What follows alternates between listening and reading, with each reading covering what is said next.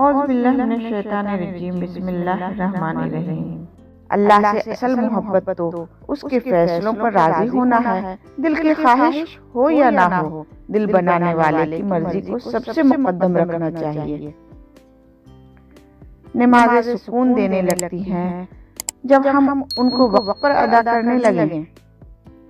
الفاظ اتنے خوبصورت ہوں یا نہ ہوں، لیکن الفاظ کے پیچھے چھپا ہوا احساس اتنا خوبصورت ہو جو دلوں کو چھو جائے۔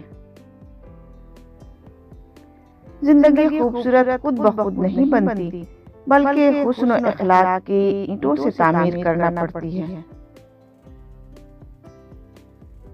وہ تو بن مانگے اتنا دیتا ہے اور تم مانگ کر نا امید کیسے ہو۔ محبت کی کوئی زبان نہیں ہوتی، یہ دل میں محسوس ہوتی ہے اور آنکھوں میں جھلکتی ہے۔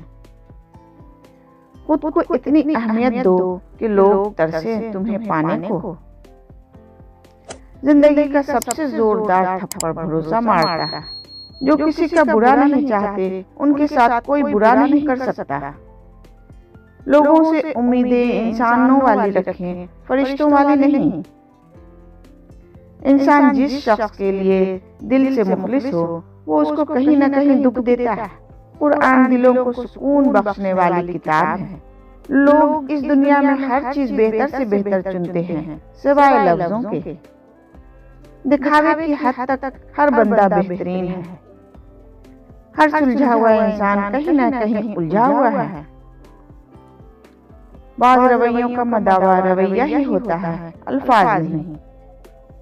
زندگی وہ کہانی ہے جس میں من چاہے کردار نہیں ملتے۔ بے شک اللہ اپنے پیاروں کو ہی آزماتا ہے۔